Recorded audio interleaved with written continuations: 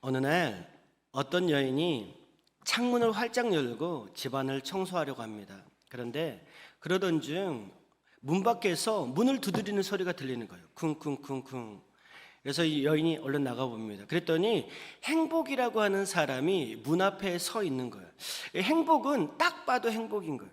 온화하고 편안하고 행복한 미소로, 아름다운 미소로 바라만 봐도 행복한 거예요. 그래서 그 사람이 있는 동안, 행복이라고 하는 사람이 집에 있는 동안 그 집안은 즐겁고 행복하고 웃을 일만 너무나도 넘쳤다라는 것입니다. 그런데 시간이 지난 후에 행복이 집을 떠나려고 합니다. 집 주인이 떠나지 마세요. 당신이 떠나면 안 됩니다. 당신이 떠나면 너무나도 힘들고 허전할 것 같아요. 그래서 절대 떠나지 마세요 라고 말하는 거예요. 이럴 때 행복이 이렇게 말합니다. 나도 계속 있고 싶지만 한 집에 오래 머물 수 없습니다. 찾아올 때가 있으면 떠날 때도 있지요 라고 말합니다. 그리고 이 행복이 떠나게 되는데 시간이 얼마 지나서 다시 한번 문 밖에서 쿵쿵쿵 두드리는 소리가 들리는 거예요. 그래서 이 사람이 얼른 나가봅니다. 그랬더니 이번에는 불행이 앞에 있는 거예요. 불행은 어때요? 딱 봐도 불행하게 생겼잖아요. 험하고 냉랭하고 미소도 없고 침울하고 우울하고. 여러분의 모습은 어떻습니까? 이런 모습은 아니시죠? 보자마자 이 사람이 문을 꽉 닫으려고 하는데 불행은 아닙니다. 닫을 수 없습니다. 이렇게 말하는 거예요. 그러면서 이렇게 말합니다. 행복이 떠난 다음에는 반드시 내가 찾아오게 되어 있습니다. 그렇게 말하는 거예요. 당신이 원하지 않든 원하든 나는 당신 집에 머물 수밖에 없습니다. 불행이 있는 동안 그 집은 너무나도 어둡고 불행한 일들이 계속적으로 일어난 걸 보게 됩니다. 그리고 얼마 후에 불행이 집을 떠나게 됩니다. 여러분, 이 짧은 이야기 속에서 우리는 많은 것들을 생각하게 되는 것 같아요. 여러분, 인생을 살다 보면 행복한 일도 있고 불행한 일도 있다라는 거예요. 여러분, 행복한 일만 계속되는 것도 아니고 불행만 계속되는 것도 아닌 것을 보게 됩니다. 여러분, 모든 사람들이 행복하고 싶고 즐겁고 기쁨과 성공만을 원하지만 여러분, 인생이라는 게 그렇지 않다라는 것을 우리 모두가 살다 보니까 알게 되는 것 같아요. 전도자가 이렇게 말합니다. 전도서 3장 1절입니다. 범사에 기한이 있고 천하만사가 다 때가 있다. 전도자는 계속 말하는 거예요. 심을 때가 있으면 심은 것을 뽑을 때가 있고 울 때가 있으면 웃을 때도 있다. 슬퍼할 때가 있으면 춤출 때가 있고 사랑할 때가 있으면 미워할 때도 있다. 여러분에게 5월은 어떻게 기억되길 원하십니까? 이제 5월 첫 주인데요. 여러분, 5월 한 달 동안 어떤 사람들은 기쁨만 있었으면 좋겠다. 어떤 사람들은 감사만 있었으면 좋겠다 라고 말하는데 여러분의 5월은 미움과 불행이 아닌 기쁨과 감사, 행복과 사랑이 넘칠 수 있기를 축복합니다. 우리 옆 사람에게 다시 한번 인사할 때 우리 모두 행복합시다. 시작. 아멘. 여러분, 5월 한 달 동안 행복한 일만 가득하길 축복합니다. 예수님은 오늘 우리에게 말씀해 주셨어요. 어린아이의 목소리로 누구든지 하나님의 나라를 어린아이와 같이 받들지 아니하는 자는 결단코 그곳에 들어가지 못하리라. 하나님의 나라는 어린아이와 같이 받들어야 된다.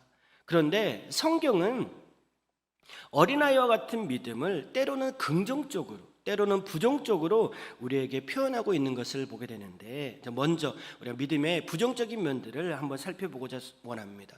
첫 번째, 어린아이에게 받을 수 있는 부정적인 믿음은 미성숙이라는 것. 미성숙. 고린도전서 13장 11절 말씀 한번 읽어볼까요? 고린도전서 13장 11절입니다. 읽습니다. 시작.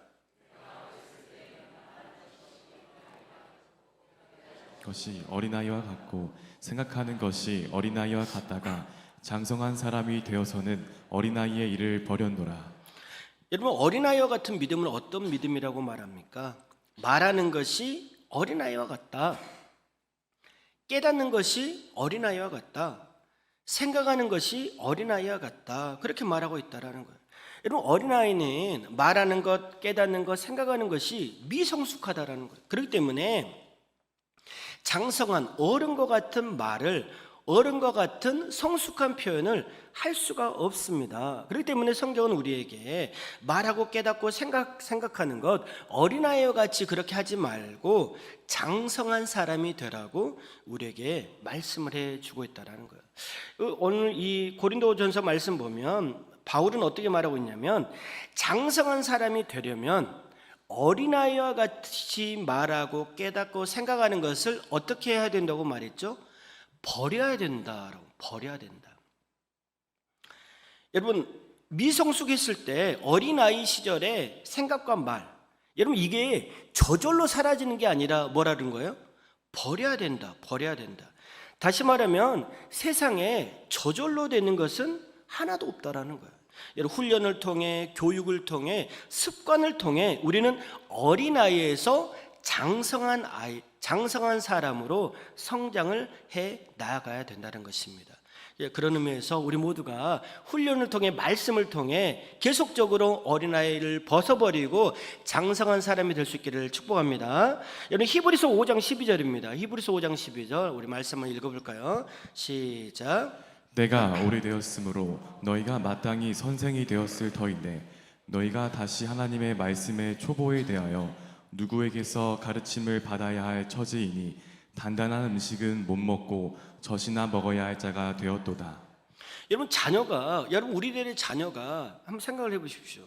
시간이 지나고 나이가 먹었어요. 학년이 올라가요. 계속적으로 배워요. 그럼에도 불구하고 어떻습니까? 계속적으로 제자리 걸음만 걷고 있다면 여러분 마음이 어떨 것 같아요? 20살이 먹었습니다. 결혼을 했습니다. 그런데 여전히 밥 투정하는 거예요. 김치도 못 먹죠. 고기도 못 먹죠. 우유만 먹고 있죠. 여러분, 그러면 여러분의 마음은 어떨 것 같습니까? 마찬가지로 영적으로도 신앙생활을 해요. 5년이 되었어요. 10년이 되었어요. 20년이 되었어요. 그럼에도 여전히 어린아이와 같은 신앙으로 여전히 생각하고 말하고 행동한다면 여러분, 하나님의 마음이 얼마나 안타깝겠습니까? 여러분, 그러므로 여러분 우리는 믿음과 말씀 안에서 언제나 어린아이와 같은 신앙을 벗어버리고 장성하고 성숙한 마음과 태도로 이 땅 가운데 승리할 수 있기를 축복합니다. 여러분, 부정적인 두 번째 모습은 무엇이냐? 유혹에 빠진다. 유혹에 빠진다. 에베소서 4장 14절입니다. 에베소서 4장 14절 말씀 한번 읽어볼까요? 시작. 이는 우리가 이제부터 어린아이가 되지 아니하여 사람의 속임수와 간사한 유혹에 빠져 온갖 교훈의 풍조에 밀려 요동하지 않게 하려 함이라. 여러분, 어린아이와 같은 믿음을 가지면 속임수와 유혹에 잘 빠진다.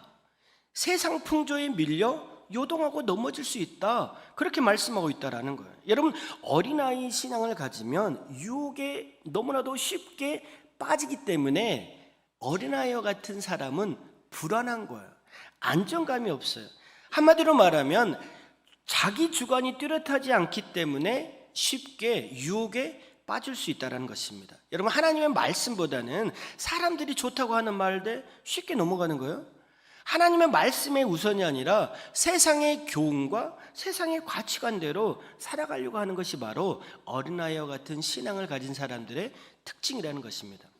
어느 날 이제 작년에 신방을 한 집에 갔는데 여자 집사님께서 하소연을 하는 거예요.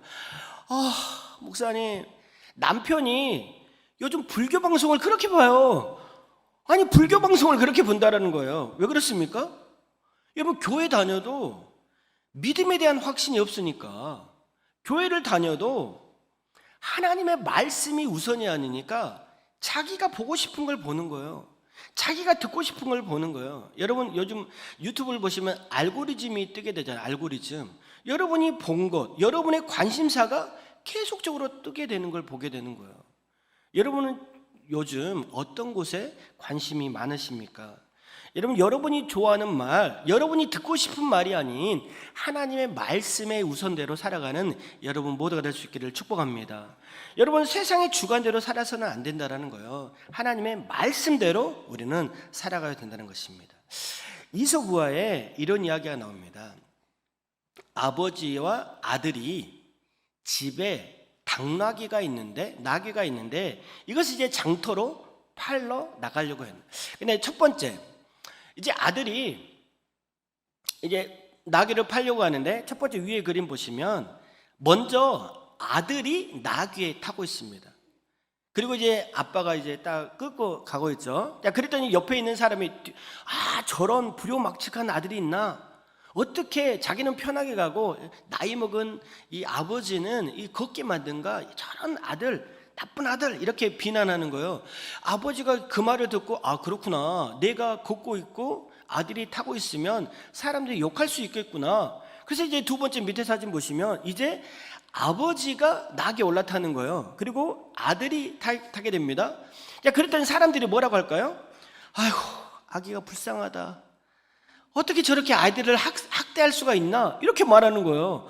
이게 아빠가 그 말을 듣고 그럼 어떻게 해야 되지? 그러면 좋은 수가 있다. 우리 모두가 두 사람이 나귀를 한번 타고 걸어가 보자 말하고 이제 아빠와 아들이 이제 나귀를 타고 갑니다. 자, 그랬더니 사람들이 뭐라고 말할까요? 야, 어떻게 저렇게 짐승을 학대할 수가 있나?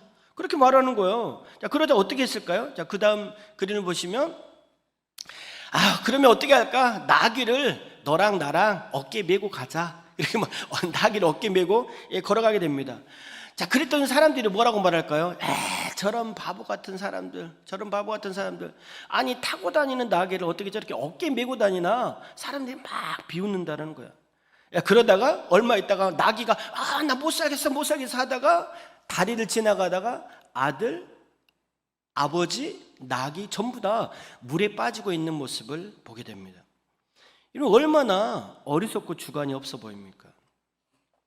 여러분, 어린아이 같은 믿음을 소유한 사람은 철학이 없고 사명이 없고 신앙이 없기 때문에 계속적으로 흔들리는 거예요. 사람들이 말하면 이렇게 말하면 그렇구나. 사람들이 이쪽에서 그렇구나. 여러분, 이와 같이 어린아이 같은 믿음을 가진 사람들은 쉽게 유혹에 빠지고 넘어지더라, 그렇게 말씀하고 있어요. 이런 사람들을 향해서 오늘 사도 바울은 에베소서 4장 13절에 우리에게 이렇게 말합니다. 읽어볼까요? 시작. 우리가 다 하나님의 아들을 믿는 것과 아는 일에 하나가 되어 온전한 사람을 이루어 그리스도의 장성한 분량이 충만한 데까지 이르리니. 아멘. 여러분, 어린아이와 같은 믿음에서 장성한 믿음으로 성장하기 위해서 여러분 어떻게 해야 될까요? 여러분, 가만히 있으면 될까요? 여러분, 가만히 있으면 나이가 먹으면 신앙이 10년, 20년 되면 계속적으로 그렇게 성장할 수 있을까요? 성경은 그렇게 말씀하고 있지 않아요. 믿는 것과 아는 일에 하나가 되기 위해서 노력하라, 그렇게 우리에게 말씀을 하고 있다라는 거예요. 여러분, 믿고 있다면, 말씀을 들었다면 여러분 그걸로 끝내서는 안 됩니다. 여러분, 삶 속에서 그렇게 살려고 몸부림을 칠 수 있어야 된다는 거예요. 여러분, 매일 성경을 통해서 하나님이 우리에게 말씀을 해 주셨잖아요. 그러면 말씀을 보고 그것으로 묵상하고 끝내는 것이 아니라 하루 동안 내가 어떻게 살아가야 될까 고민하면서 한번 살아보는 거예요. 여러분, 믿음과 말씀이 따로가 아니라 믿음과 말씀, 믿음과 삶, 이것이 하나 된 삶을 살아가야 된다는 것입니다. 여러분, 믿음대로 살다 보면, 말씀대로 살다 보면 조금씩 성장해가는 나의 모습을 발견할 수 있다는 거예요. 여러분, 어린아이 같은 믿음이 아니라 장성한 사람이 되어 흔들리지 않는 여러분 모두가 될 수 있기를 축복합니다. 여러분, 이런 부정적인 모습이 있음에도 불구하고 예수님 왜 하나님의 나라는 어린아이와 같이 받들어야 된다고 말씀하셨을까? 거기에는 어린아이와 같은 순수한 믿음이 있기 때문에 그런다는 거예요. 순수한 믿음. 따라해 볼까요? 순수한 믿음을 갖자. 이런 순수하다는 것은 무엇입니까? 깨끗하다는 거잖아요. 순수하다는 것은 깨끗하다. 사사로운 욕심이나 더러운 생각이 없이 순수하다. 상대방의 입장에서 듣고 이해하고 진실하게 말하는 순수한 사람. 여러분, 이런 순수한 사람을 예수님은 어떻게 말씀하셨냐면 마음이 청결한 자다. 마태복음 5장 8절입니다. 마음이 청결한 자는 복이 있나니 그들이 하나님을 볼 것이며. 이런 마음이 청결하다는 것은 어떤 의미일까요? 마음이 청결하다. 여러분, 이 마음이 청결하다는 것은 어떤 의미가 있냐면 이중적인 마음을 갖지 않는 거예요. 하나님을 향한 순수한 마음으로 두 개의 분열된 마음이 아니라 한 마음으로 하나님을 보는 것, 그 사람이 바로 마음이 청결한 자다, 순수한 사람이다. 그렇게 말하고 있다라는 거예요. 제가 어렸을 때 교통사고를 한번 눈앞에서 목격한 적이 있었는데, 누구였냐면 제 사촌 동생이었거든요. 이 아이가 4살 때 제가 옆에 있었는데, 이 아이가 이제 놀고 있었어요. 우리 작은 아버님이 페인트 가게를 하고 계셨는데, 페인트 가게에서 열심히 이렇게 놀고 있었어요. 4살 먹은 꼬맹이가. 근데 건너편에 4차선 도로인데 건너편에 작은 아버지가 이제 지나가고 있는 거예요. 지나가고 있는데 얘가 건너편에서 아빠가 건너편에 있으니까 너무 좋잖아요. 아빠 불렀는데 아빠가 대답하지 않는 거예요. 다시 한번 얘가 아빠 다시 한번 크게 했는데 막 차들이 쌩쌩 지나가니까 얘가 이 아빠의 소리, 이 딸의 소리를 아빠가 들을 수 없잖아요. 그냥 작은 아버지는 탁 지나가고 있다라는. 그런데 이 아이가 4살 먹은 이 조카가 주위에 차가 있는지 사람이 있는지 생각하지 않고 아빠 하면서 그 4차선 도로를 뛰어가기 시작하는 거예요. 그러다가 차가 와서 쿵 받아가지고 탁 떨어져가지고 크게 다친 것을 보게 된 적이 있었습니다. 설교를 준비하다가 그 에피소드가 생각이 나는 거예요. 여러분 어떻습니까? 어른들은 지나가다가도 저 같은 경우 예쁜 아가씨가 지나가면 확 지나보기도 하고, 차를 운전하고 가다가도 여보! 미안해 막 그럴 때도 있고, 사람들은, 어른들은 뭐예요? 주위도 보잖아요. 이렇게 사람도 보고, 운전하다가도 옆에 사람들 쳐다보고 그러잖아요. 그런데 아이들의 순수한 마음은 한 곳만 쳐다보는 거예요. 내가 집중하는 그 한 곳만 쳐다보는 순수한 마음이 있다라는 거예요. 그래서 예수님은 그런 사람들 향해서 마음이 청결한 자다, 순수한 자다, 그러면서 마음이 청결한 자가 무엇을 볼 수 있습니까? 하나님을 볼 수 있다, 그렇게 말하고 있습니다. 여러분, 순수한 마음의 반대말은 무엇일까요? 불순한 마음이잖아요. 불순한 마음. 여러분, 불순한 마음을 가진 자는 어떤 사람이냐면 이 신앙생활을 하면서도 하나님에게는 관심이 없는 거예요. 하나님에는 관심이 없고 하나님이 주실 복에만 관심이 있는 거예요. 그게 바로 불순한 마음이라는 것입니다. 하나님 자체에는 관심이 없고 하나님이 주실 복에만 관심이 있어서 그 마음 속에는 이기적인 마음, 순수하지 못한 마음, 기대와 소망과 욕심으로만 가득 있기 때문에 정작 우리가 진짜로 바라봐야 될 하나님에게는 관심이 없고 세상에만 관심이 있는 사람들이 많이 있다는 것입니다.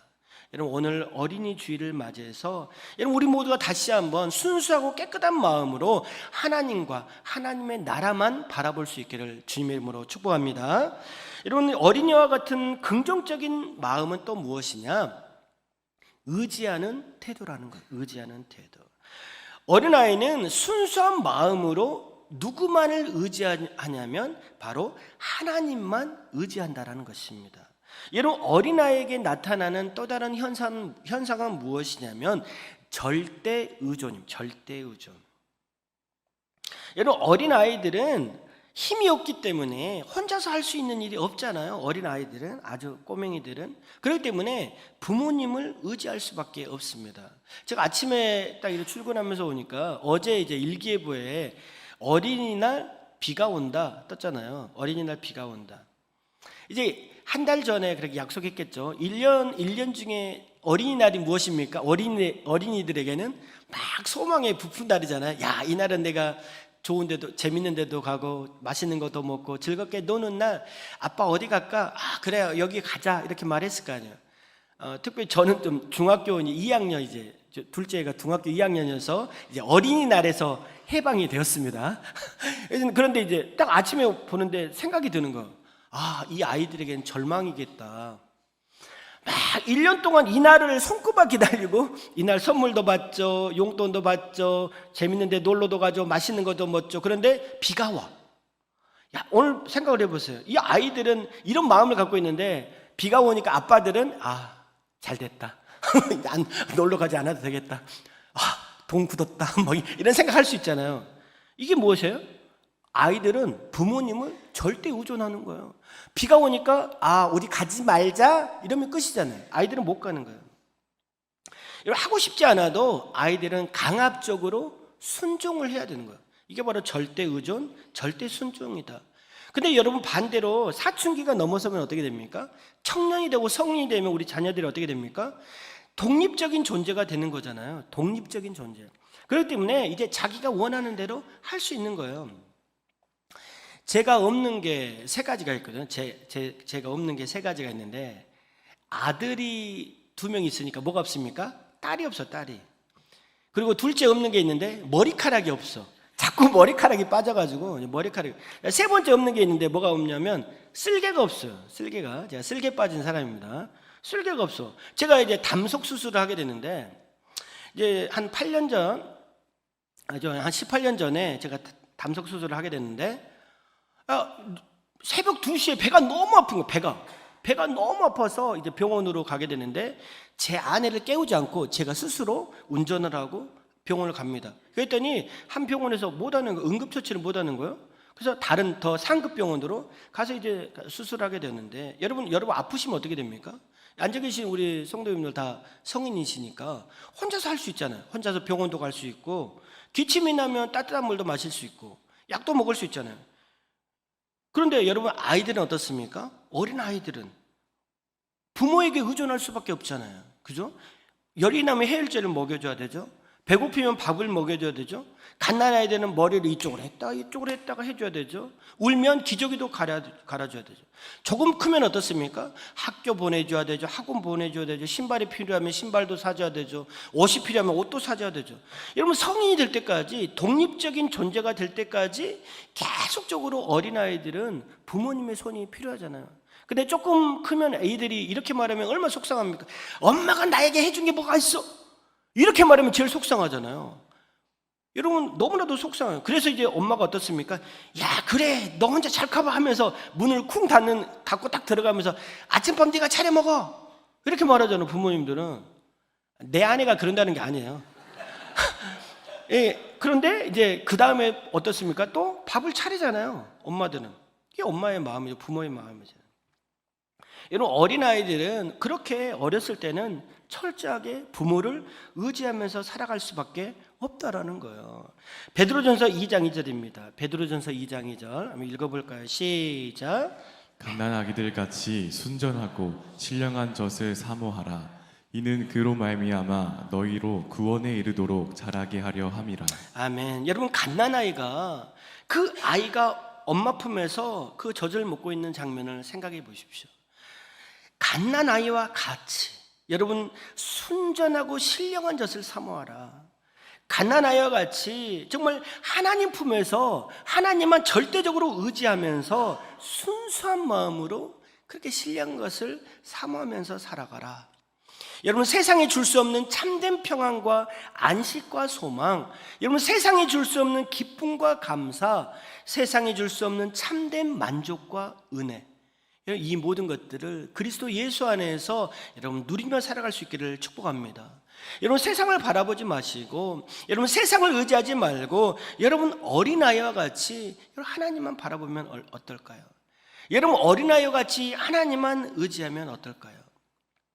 여러분, 우리 모두가 어린아이 같은 이런 순수한 마음으로 하나님만 의지했으면 좋겠습니다. 여러분, 어린아이 같은 믿음을 소유할 때 예수님이 그러시는 거예요. 그 사람이, 어린아이 같은 그 사람이 바로 하나님의 나라에 들어갈 수 있다, 그렇게 말하고 있습니다. 오늘 본문 마가복음 10장 15절입니다.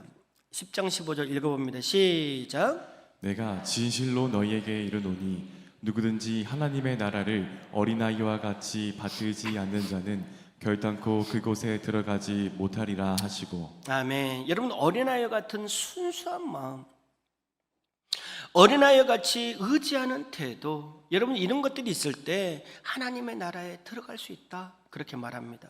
여러분, 하나님의 나라는 어떤 나라입니까? 하나님의 나라는 하나님이 다스리는 나라잖아요. 여러분, 하나님의 나라는 어떤 나라입니까? 하나님이 주인이 되는 나라잖아요. 여러분, 우리의 가정이 하나님이 주인이 되는 가정이 될 수 있기를 축복합니다.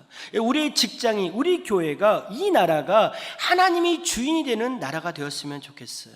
여러분, 어린아이와 같은 순수한 마음으로 하나님만 의지하고 믿음으로 성공하는 우리 모두 될 수 있기를 주님의 이름으로 축복합니다.